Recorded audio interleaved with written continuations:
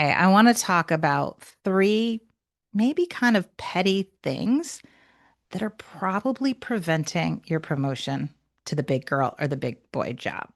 It's just like when you wanted to become a manager and you were an individual contributor. Like, unfortunately, nobody sat you down and said, hey, heads up, the game's totally changed. In fact, I always joke, I wish we could have like a bat mitzvah or something like this changing celebration so people could mark the switch from one stage to another.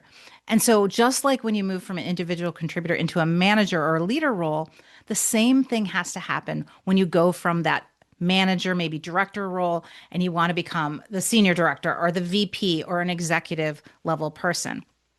And I will tell you, as a former corporate CEO of about 1,000 people, I was constantly scanning on the lookout for those people that would be ready for that next big job. It's not something that we decide when a job posting goes out.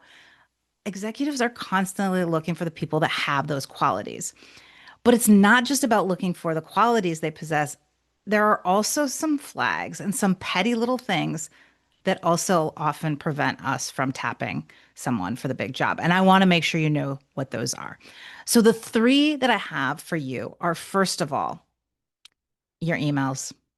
If you are sending emails that are long and complicated and God forbid, not structured and long paragraphs, I hate to tell you, this is almost like an automatic disqualification. And here's the thing. It's not that executives are too pretentious, too busy even, but you have to understand that as you get to that next level and the people you're communicating with, they are switching every minute what they're thinking about, or at least every 30 minutes to an hour. They're going from meetings that are talking about marketing and sizzly fun things. And then the next hour, they might be talking about legal issues.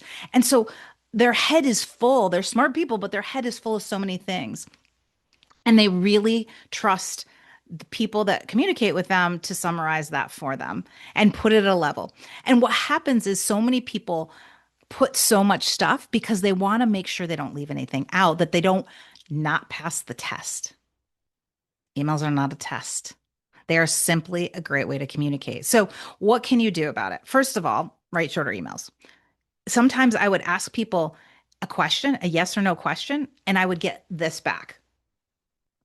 Answer yes or no, at least at the top. Yes, period, or no, period. And then you can put an explanation underneath. You hear this all the time too. Put the summary up at the top, then write it all down. Give the details. Or most importantly, if you do have to give a lot of details, use bullets, organize it, use white space. If I write a long email with multiple paragraphs, I almost always put two double spaces in between the paragraphs because it's so much easier to read, and that matters. So that's number one. Number two, speak up in meetings. And this might be like, duh, yeah. But I can't tell you how many high performing people I would have where we would go into a meeting and then they would start IMing me and DMing me or slacking me and telling me their opinion, or maybe saying one thing on the meeting and then like poo-pooing it behind the scenes. There is nothing more that will get you more quickly off the list to be promoted than that. Because we don't have time for that at the higher levels. In the meetings, we need dissent. We need all information. We need people who are willing to be bold despite the title and the level of themselves versus others in that meeting. And there's nothing more frustrating than have to deal with the multi-modes and have the meeting and then so stop that crap. Stop the sidebars. It needs to happen in the meeting. Otherwise, you're probably going to get passed by. And then the third, stop being the hero. You can't be the hero. What I mean by that is I would have people that would crank the midnight oil and they were so accountable and would get things done. But then when they were out of office or booked for a meeting and you asked for somebody to step in, they were like, oh, they can't really, I don't really have anybody that can handle this. And not only is it kind of an indication that maybe you're not a great leader, you don't slow down and help people understand and bring them up to speed and develop them, but it also means if I'm ever going to promote you, I'm screwed because there's nobody else to take your job.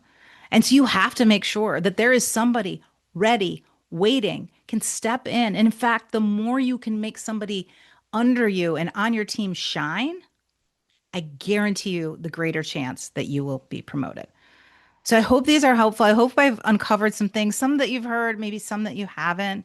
Hopefully they're not too petty, but I hope you can use them as your new powerful tool to make sure that you get the promotion you deserve.